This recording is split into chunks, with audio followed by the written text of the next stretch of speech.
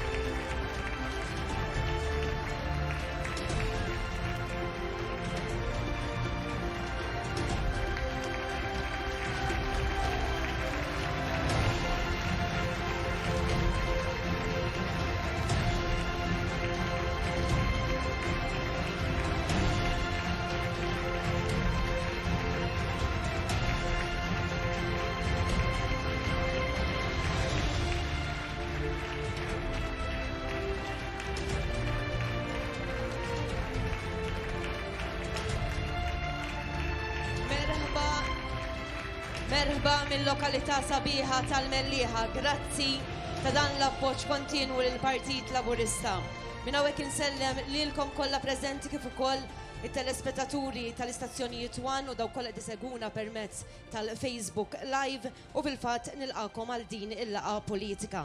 Qabel nibdew bl-interventi tal-lum tajjeb illi insellmu wkoll b'mod partikolari il-kandidati ta' dan id-distrett, it-12 id-distrett li fil-fatt qegħdin magħna wkoll il-lejla. Nibdew Tony Agius de Celis. Joseph Matthew Attart. Jonathan Attart. Romilda Baldacchino Zarp. Clayton Bartolo. Evarist Bartolo illi insellmulu qiegħed fuq impenn barra minn Malta fuq xogħol mill-Gvern, Noemi Kakija illi tinsab indisposta wkoll, Michael Farrugia, Damien Spiteri, Kenneth Spiteri, kif ukoll Dario Vella. Intant mill-ewwel nistieden sabiex nisimgħu l-ewwel diskors il-kandidat Joe Etienne Abela.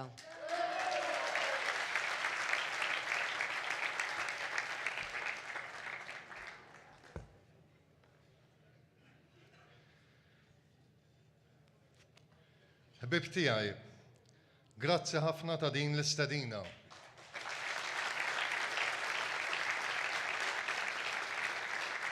Grazzi tal-opportunità li tajtuni l-lejla biex naqsam dal-ftit sibijiet magħkom.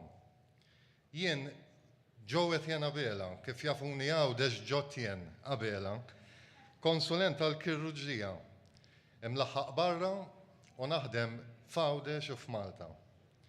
Is-soltu nopera biex immantni s-saħħa, insalva pazjenti morda bil-kanċer. Mhix ħaġa faċli, Kuljum tissieled biex tippreserva l-ħajja. Nammetti għal bosta snin għext taħt stress notevoli. Żgħażagħ, anzjani, missirijiet, ommijiet, nanniet, mhux dejjem jirnexxieli, però ħaġa waħda ċert minnha, dejjem imbuttajt li l-nifsi u lit-tim tiegħi biex nagħmlu ħilitna kollha sabiex il-ħajja dejjem toħroġ rebbieqa.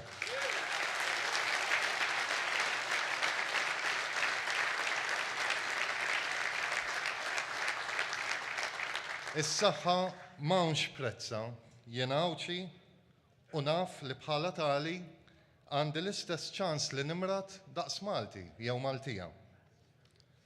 Allura jekk il-mart jolqot lil kulħadd l-istess, l-aċċess għal fejqan għandu jkun l-istess għal kulħadd. Jien ċert li dawn is-6 kilometri li jaqsmu Malta u Għawdex mhux se jaqtgħu qalb il-Prim Ministru tagħna biex kull Awċi u Awċija igawdu dan it-tritt sakrosant. ċert li fil-leġislatura li jmiss dan il-prinċipju se jkun wieħed ewlieni li jgwida il-politika tagħna f'Għawdex. Meta l-Prim Ministru tagħna talabni biex nikkontesta, għaddew li ħafna ħsibijiet u nammetti dubji wkoll. Sibt fil-pazjenti, fil-familja, sibt fil-pajjiż u ħsibt fil-futur ta' Għawdex u Malta tagħna. Illum ninsab qudiemkom għaliex għażilt li nservi lil pajjiżi, inservi l-pazjenti, inservi liċ-ċittadini kollha.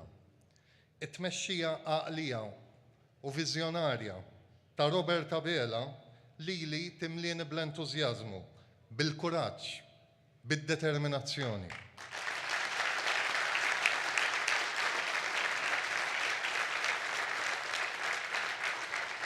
Sena ilu kif stajt ngħidlu le lil Robert Abela. Kif stajt ma weġibx għas-sejħa tiegħu biex naqdi dmiri u ngħin lil pajjiżna ikompli miex il-qudiem. Unur tiegħi li spalla ma spalla miegħu nistgħu naħdmu flimkien sabiex ma ninsew lil ħadd.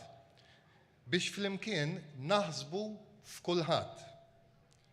Prim Ministru, fid-diskors tiegħek ta' nhar il-Ħadd, meta kulħadd kien fuq ix-xwieg, int ma nsejtx lil Għawdex.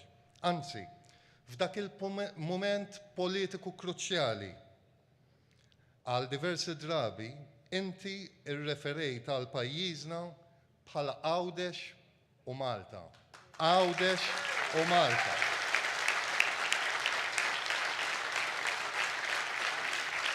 Fisem l-Awċin kollha nirringrazzjak minn qalbi. Inti gburi li inti il-Prim Ministru ta' Għawdex daqskemm inti ta' Malta. Dan ifisser ħafna għalina l-Awċin.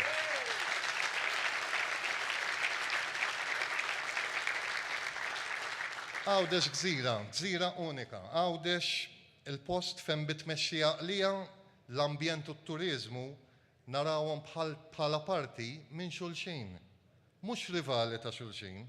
It-turizmu li jikber għaskapitu tal-ambjent mhux it-triq ta' partit progressiv bħal tagħna.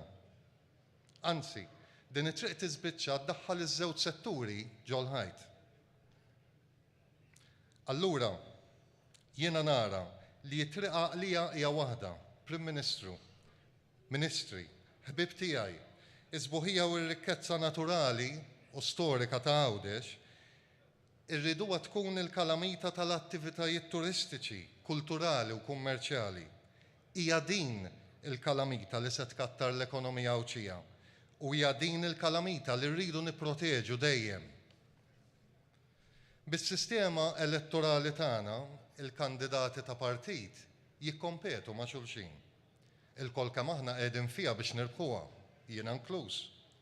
Imma nassigura l-kandidati Laburisti l-oħra f'Għawdex li għalija t-tellieqa hi biex Robert Abela ikun Prim Ministru. Dan u lan prinċipali. Dan u li għandu bżonn pajjiżna. Dan u il-mandat qawwi u ċar li dan raġel jixraqlu. Jiġri x'jiġri. L-ewwel wieħed jien mhux importanti għalija, jien qiegħed hawn biex inservi l-partit u mhux bil-kontra. Ħbib tiegħi.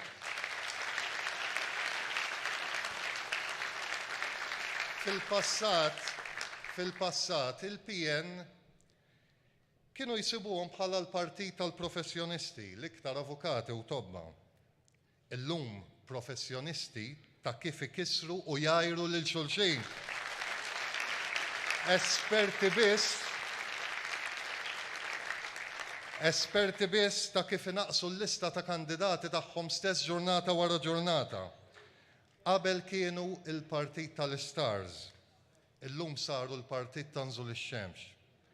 Mhux ta' bxejn li llum huwa l-partit tagħna li qed jattira l-aħjar nies u mħuħ f'kull qasam.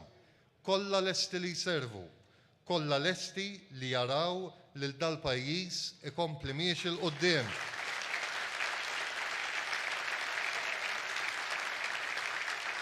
Ħbib tiegħi. Kif tistgħu tobstru għandi ħafna ħbieb u pazjenti fosthom nazzjonalisti konvinti. Dalgħodu wieħed minnhom stess f'żewġ sentenzi għaxxar is-sitwazzjoni. Għalli ġew. Aħna qed niċfixklu f'saqajna għal raġuni waħda. Bqajna niġru wara il-poter mingħajr ma fimna għaliex tlifnieh u lanqas fimna għaliex irriduh. Ejja mela ħbieb. L-għażla faċli. Fis-26 ta' Marzu biħġarna ejja flimkien nivvotaw għall-għaqda, għad-determinazzjoni, għall-futur dejjem isbaħ, għal min kapaċi jisma'.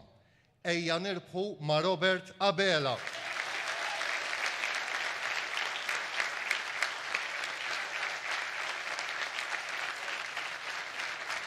Grazzi ħafna. Dak kien il-kandidat Joe Etienne Abela. U fil-fatt issa nistieden sabiex tagħmel id-diskors tagħha l-kandidata Giulia Farrugia Portelli.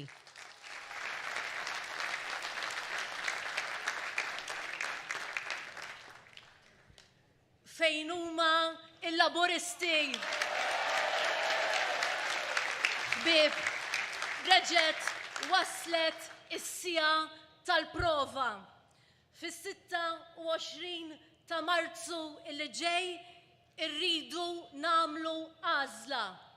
Għażla bejn moviment illi kuljum ikompli jikber, ikompli jissaħħaħ u partit illi għandu toqob aktar minn arbil.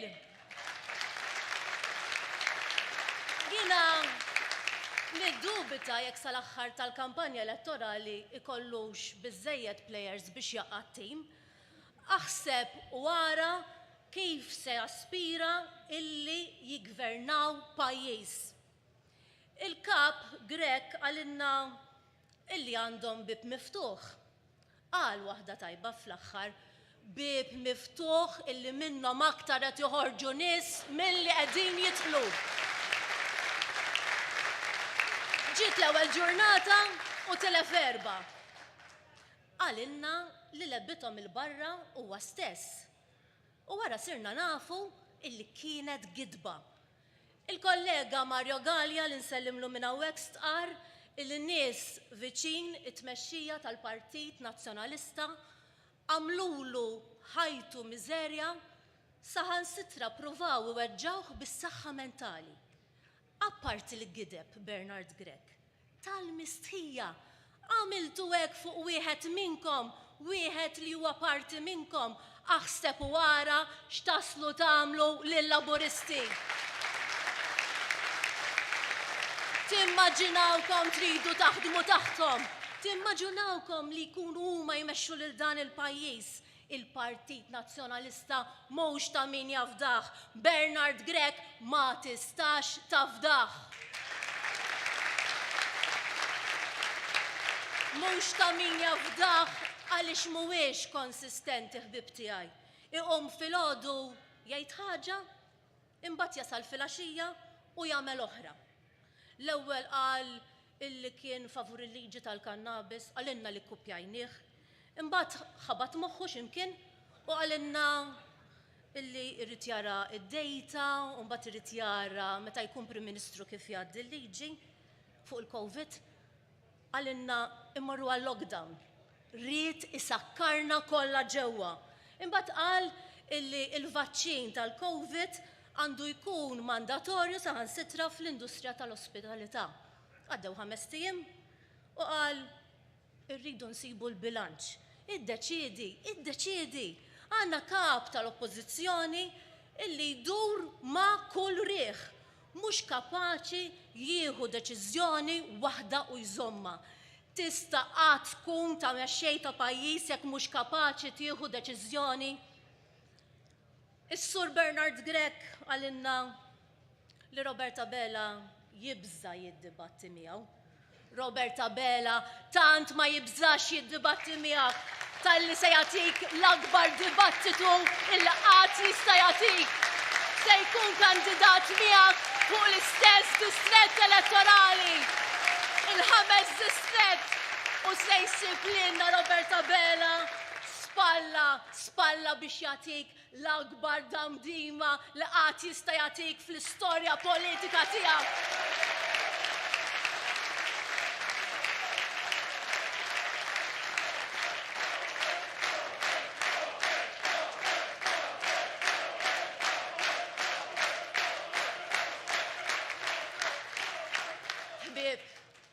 Irridu nagħmlu għażla ċara bejn partit illi jaqgħad nazzjon u establishment illi jrid jifret biex isaltan.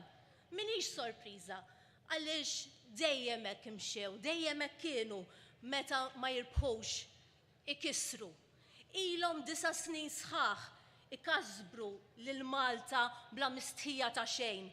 Kif qatt nistgħu nemmnuhom li dawn iħobbu lil pajjiżna, tħobb lil pajjiżek meta tiġħdu, meta tmur tgħid kontra Malta barra minn xtutna, meta tagħmel il-bsatem fir-roti mal-ewwel okkażjoni li jkollok. Dan huwa sens ta' patriottiżmu illi tant tiftaħru bih biex tkun tħobb lil pajjiżek trid tiddefendih. Irridu nażlu bejn partit laburista illi qed iwiegħed illi se jinvesti 1.4 biljun euro fil-pajjiż u l-Partit Nazzjonalista li qed jittallab minn għandek 500 euro. Din hija d-differenza. Għażla bejn partit li għandu viżjoni u partit li għadu mwaħħal mal-passat. Għażla bejn Roberta Bela u Bernard Grech. L-għażla hija faċli ħbib tiegħi. Roberta Bela, kont għadek u rriduk illi tibqa' Prim Ministru ta' dan il-pajjiż.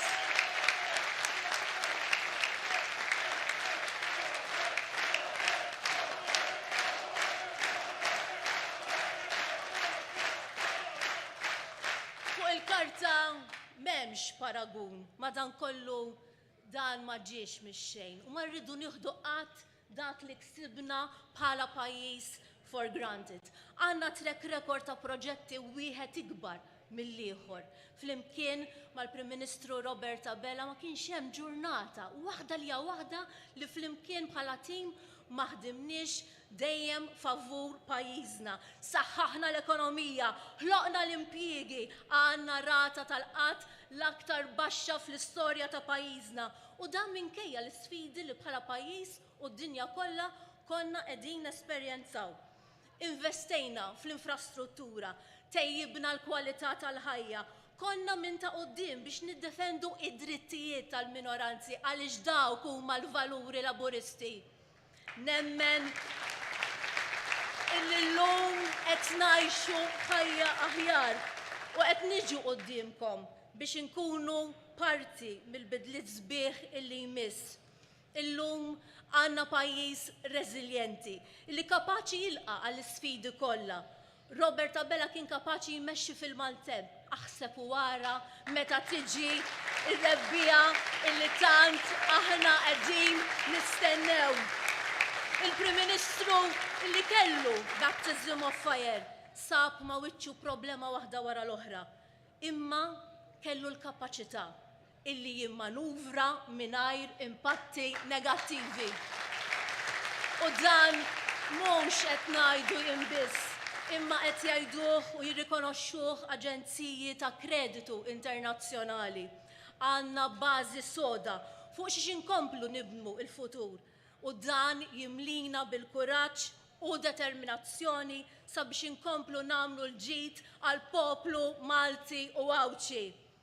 Ħbieb, il-Partit Laburista kien għadu u se jibqa' dik l-għażla naturali tal-Maltin u l-Awċin. Il-Prim Ministru Robert Abela huwa l-unika għażla li għandna qudiemna bħala pajjiż.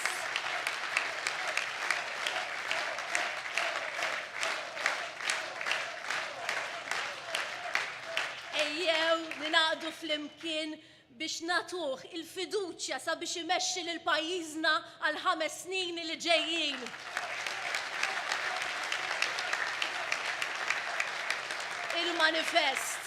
Il-manifest se jkun l-aktar manifest b'saħħtu ta' dan il-pajjiż għaliex huwa manifest il bnejnieh fuq l-aspirazzjonijiet tagħkom il-familji Maltin u Awċin tul leġislatura sħiħa li bqajna qrib tagħkom. Il-ħadd li għadda l-Prim Ministru qal illi għandu ħolma u qal jien din il-ħolma niddiskrivija f'żewġ kelmiet: il-kwalità tal-ħajja. Se naħdmu flimkien. Ħanaħdmu flimkien sabiex intejbu l-ambjent ta' madwarna, sabiex pajjiżna jattira investiment ġdid, sabiex l-ekonomija tibqa' f'saħħitha u nsostnu l-impjiegi, sabiex ngħinu lis-self-employed. Aħna konna ta' spalla likom meta kien hemm il-maltemp, aħseb u wara meta tiġi r-rebbija li tant Malta qed tistenna. Se nkomplu nkunu spalla l-persuni b'diżabilità. Spalla għal-futur ta' uliedkom. Mellieħa, grazzi lil qajtuna il-lejla. Grazzi lil kull kandidat fisem il-Partit Laburista illi se tikkontestaw l-elezzjoni ġenerali. Grazzi. Tim formidabbli f'dan id-distrett.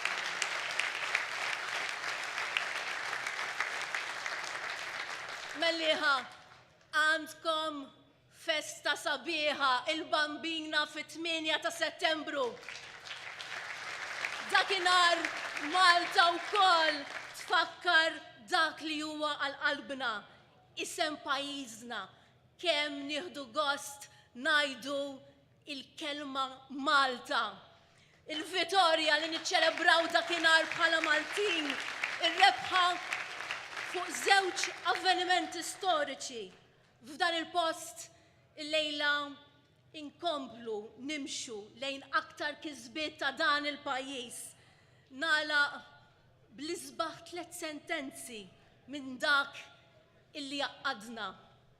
L-innu Malti, għati kbir Alla, id-den lil min jaħkimha, rot il-ħniena lis-sit, is-saħħa lil-ħaddiem, sedda il-għaqda fil-Maltin, is-slim. Nirringrazzjakom. Grazzi ħafna. Dik kienet il-kandidata Giulia Farrugia Portelli. Grazzi. Wasal issa l-ħin sabiex nisimgħu id-diskors tal-Prim Ministru u l-mexxej tal-Partit Laburista Robert Abela.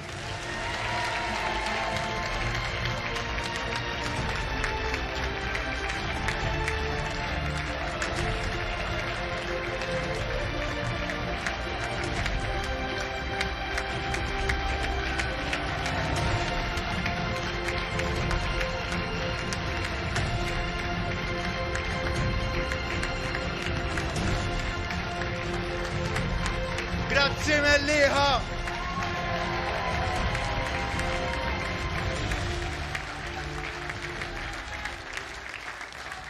L-għażla bejn il-passat u l-futur hija wkoll għall-pensjonanti tagħna. L-anzjani tagħna wkoll iridu jieħdu deċiżjoni importanti. Jekk jażlux li jmorru lura għall-politika tal-awsterità fejn kellhom il-pensjoni tagħhom ifriżata, jew jażlux gvern li jħaddem politika ta' investiment fihom, fejn il-kontijiet biss huma friżati. Anke mal-pensjonanti, l-aħħar snin tagħna fit-tmexxija rridu inħarsu lejhom biss bħala l-akbar xhieda ta' x'lesti nagħmlu għall-li ġej. Ta' kemm nemmnu li wara tant snin ta' ħidma il-pensjonanti tagħna jixirqilhom id-dinjità. U min irid jaħdem u jikkontribwixxi nagħmlu ilu iktar faċli biex jagħmel dan. Għax il-pjan tagħna huwa affukat fuq il-kwalità tal-ħajja. Il-kwalità tal-ħajja fejn lill-anzjani tagħna rridu nagħtuhom l-aqwa kwalità tal-ħajja possibbli. Ambjent aħjar b'dak li ħabbarna din il-ġimgħa, spazji miftuħa fil-qalba tal-irħula maħsuba biex jitgawdew minn kulħadd, u għalhekk sejrin nagħtu lura iċ-ċentri tal-irħula lir-residenti. U qabel dħalna fit-tmexxija aħna, il-pensjonanti tiftakru kienu jinkwetaw għax il-piżijiet dejjem tilgħin u l-pensjoni dejjem l-istess. Gvern Nazzjonalista ma kien jimpurtaħ xejn minn persuna li tkun għamlet umora taħdem u mbagħad meta tirtira issib bħala sfida l-fatt li tibda tgħix bil-pensjoni. Ma kien jintereshom xejn minn dan. Magħna il-pensjonanti jafu fejn qegħdin.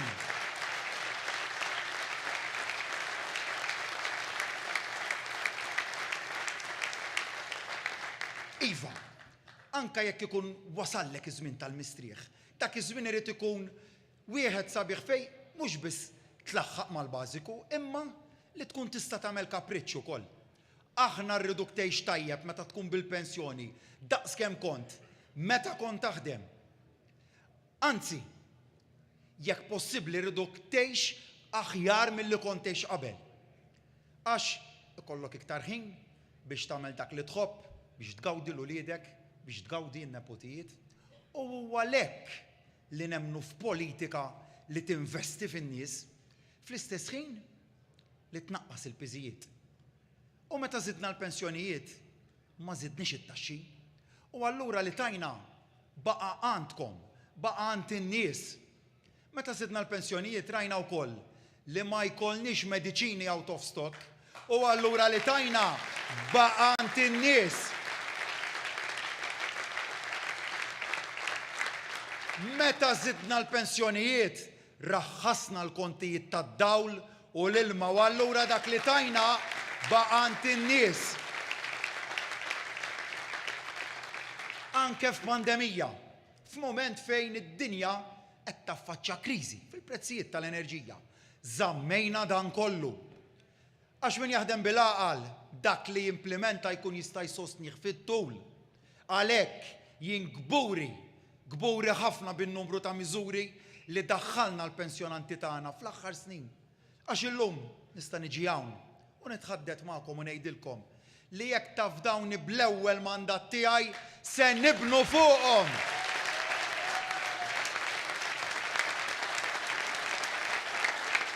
Dawn huma miżuri li ħallew eluf ta' euro aktar fil-bwiet tal-pensjonanti u tal-anzjani.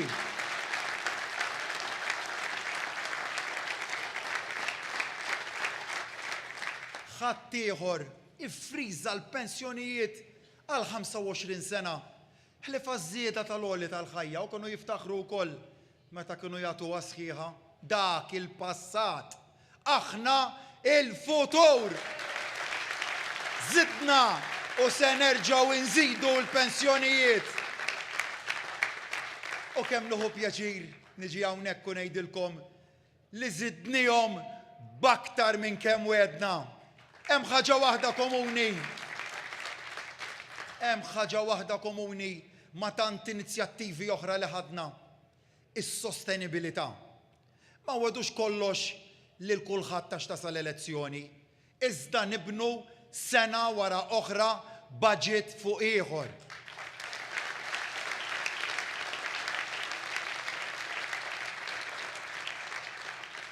Bdejna bżidiet qawwija fil-pensjoni minima. Imbagħad mill-2018 il quddiem bdejna nżidu l-pensjoni għal kulħadd sena wara l-oħra. U dan minn barra żidiet tal-għoli tal-ħajja. Dan ifisser li b'kollox kull pensjonant żdied madwar 2,000 euro fis-sena.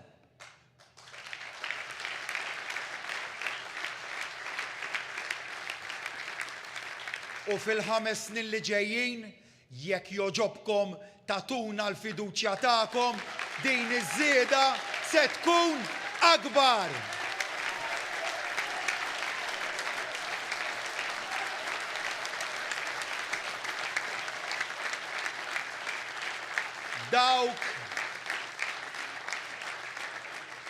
Dawk fuq il-pensjoni minima saħansitra żdiedu aktar. Dan ifisser li l-pensjonanti tagħna aħna tajnihom l-ekwivalenti ta' minn 2 sa 5 ċekkijiet ekstra tal-pensjoni kull sena.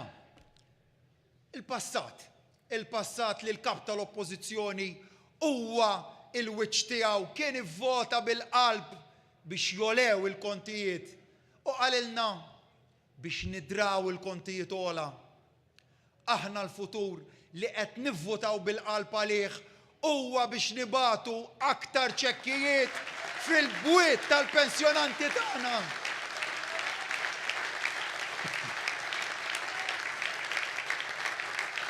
Il-passat kien jintaxxa lil min għandu l-paga minima u lil pensjonanti. Aħna minflok neħħejna t-taxxa minn fuqhom u għażmin li ġej se nkomplu naqsu t-taxxi.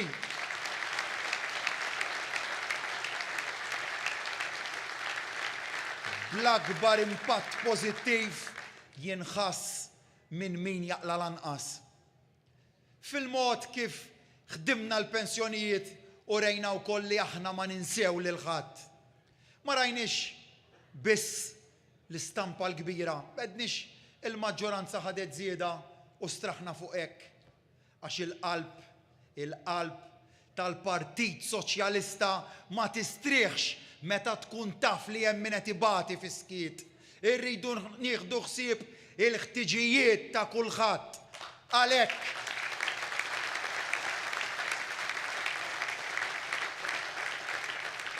Għalhekk kif fukajna fuq sezzjonijiet partikolari tejjibna il-pensjoni tar-romol, il-pensjoni ta' persuni fuq il-pensjoni tal-invalidità, il-pensjoni ta' self-employed u l-pensjoni ta' servizz. Fimna wkoll ir-realtà ta' ħafna nisa. Nisa li meta ġew għall-età tal-pensjoni sabu ruhom fi żvantaġġ. Nisa miż-żewġa li ma kienu jieħdu xejn minkejja li ħallsu mill-inqas 10 snin bolol. Tul is-snin is-soċjetà ġiet lil-mara fi żvantaġġ. Għalhekk fid-deċiżjonijiet kollha tagħna rridu naraw li nagħmlu tajjeb għal dawk iċ-ċirkostanzi. Irridu nilħqu l-ugwaljanza, ugwaljanza f'kull sens tagħha. Se nsemmi hawn issa waħda mill-aktar miżuri li qiegħda l-qalbi u li tiddefinixxi il-prinċipji tal-ġustizzja soċjali tal-Partit Laburista. Daħħalniha fl-aħħar sentejn. Li biha minn din il-miżura 2000 persuna kważi kollha nisa miż-żewġa qed igawdu minn pensjoni għall-ewwel darba.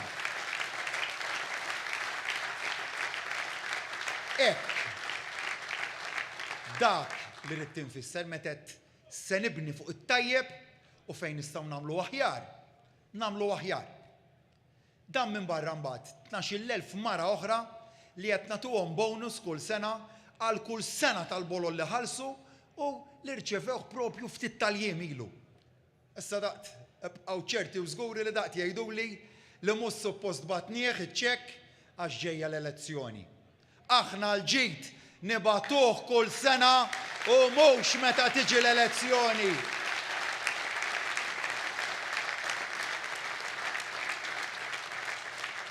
Fil-fatt issa dil-ġimgħa bdew jitkażaw bina li l-pensjonanti tagħna se jirċievu ċekk ieħor ta' 200 euro qalulna li bħalissa mhu żmienu. Jekk tatuni l-fiduċja biex inkun Prim Ministru għalija dejjem ikun żmien li l-pensjonanti jirċievu ċekkijiet.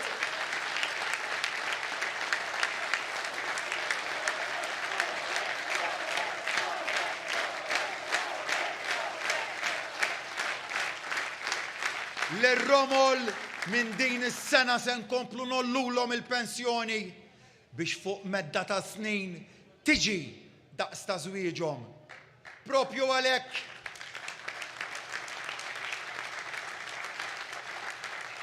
għalhekk fi ftit tal-jiem oħra se jkunu qegħdin jirċievu żieda oħra fil-pensjoni tagħhom. Issa ma nagħmlux mod li jew min jaħseb li m'għandniex inħallsuha għax ġejja l-elezzjoni hux. Anke l-pensjonanti tas-servizz qed jirċievu żidiet li huma dovuti lilhom waqt li l-anzjani tal-fuq minn 75 sena tħallsu mijiet ta' euro fotjiet ftit tal-jiem ilu. Mhux tab xejn li dis-sena in-nefqa fuq il-pensjonijiet biss se tkun laħqet il-biljun euro. Għall-ewwel darba. Iva, daqshekk għandna l-qalbna l-anzjani tagħna. Nefqa ta' biljun euro fuq il-pensjonijiet. Tafu kemm aktar? 400 miljun euro aktar mill-aħħar sena ta' Gvern Nazzjonalista.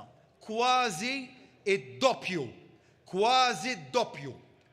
U fil-leġislatura li issa waslet biex tintemm, konna wedna żieda ta' mill-lanqas 8 euro fil-ġimgħa minn barra żieda tal-għoli tal-ħajja u tajn aktar. Issa fil-leġislatura li ġejja lill-pensjonanti tagħna se nagħtuhom mill-lanqas 15 euro oħra żieda fil-pensjoni. Se nagħtukom id-doppju għax hekk ħaqkom.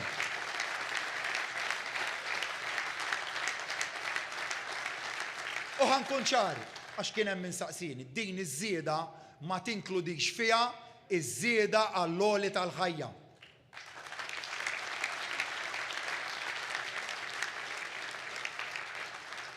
U m'għandix għalfejn ngħidilkom li magħna tafu fejn qegħdin.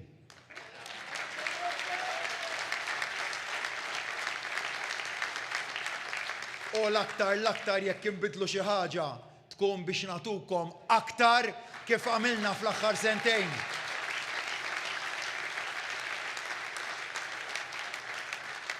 Fl-aħħar jiem tajna l-karta roża b'xejn lill-eluf ta' anzjani ta' 80 sena jew aktar li qegħdin fuq l-għajnuna supplementari. Issa, fil-5 snin li ġejjin, se nkunu qed nagħtu l-mediċini kollha b'xejn lill-pensjonanti kollha.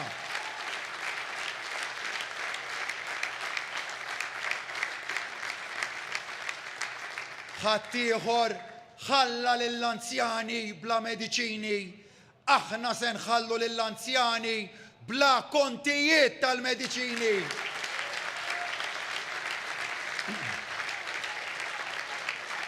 Għax il-kelma tagħna hija r-rabta lina. Il-pensjonanti u l-anzjani jafu li dak li nweduhom inżommuh, inwettquh u saħansitra nagħtuhom aktar.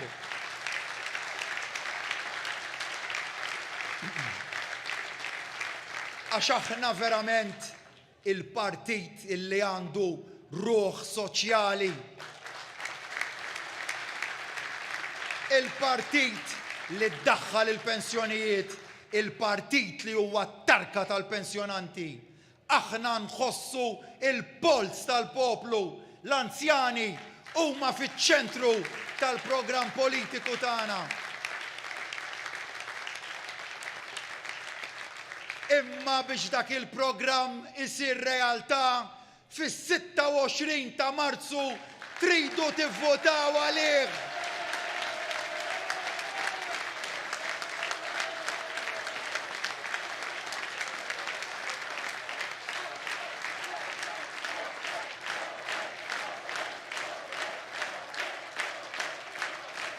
Programm li din il-ġimgħa qegħdin nitkellmu dwar 5 proposti importanti minnu. Kull ġurnata li tgħaddi qed niltaqa' mal-ġurnalisti biex nispjegalhom proposta. Spjegajna diġà kif se nkunu qed inħaddmu il-proġett ta' 700 miljun euro fuq medda ta' 7 snin għal spazji miftuħa.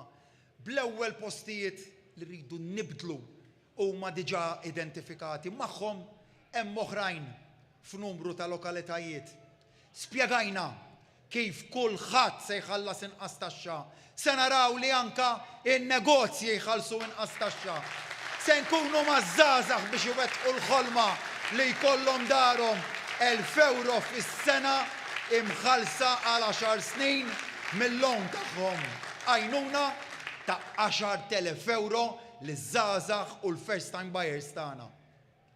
U kif spjegajt illejla, se nerġgħu inżidu l-pensjonijiet. Dan iżda huwa biss l-ewwel parti tal-pjan tagħna. Għadna biss fit-tielet jum tal-kampanja. Għad hemm aktar x'inniedu, hemm aktar x'irdu nispjegaw, huwa pjan ambizzjuż għall-futur tagħna, pjan li wettquh fuq 5 snin. U biex inwettquh għandna bżonn l-għajnuna tagħkom. Intom il-melleħin, intom ta' 12 distrett ukoll tistgħu tagħtuna saħħa kbar biex inwettquh dan il-mandat elettorali. Għandkom hawn tim ta' kandidati formidabbli.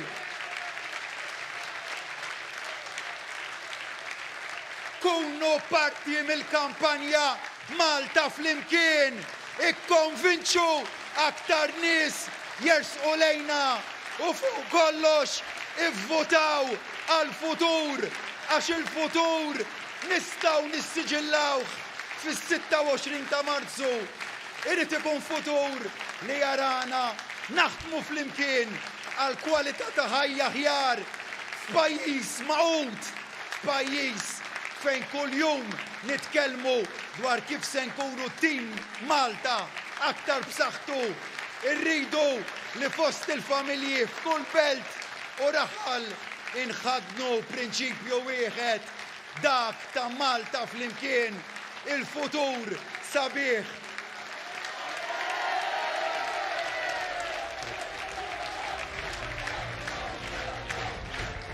Grazzi ħafna, mela dak kien il-Prim Ministru, l-mexxej tal-Partit Laburista Robert Abela. Grazzi lilkom kollha illi naqgħu magħna illejla, nħeġġukom tinaqdu magħna għada fejn għandna wkoll żewġ attivitajiet.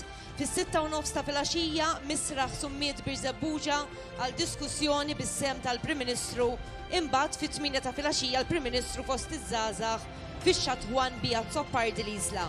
Il-lejla tajba lil kulħadd, grazzi tal-li kontu magħna.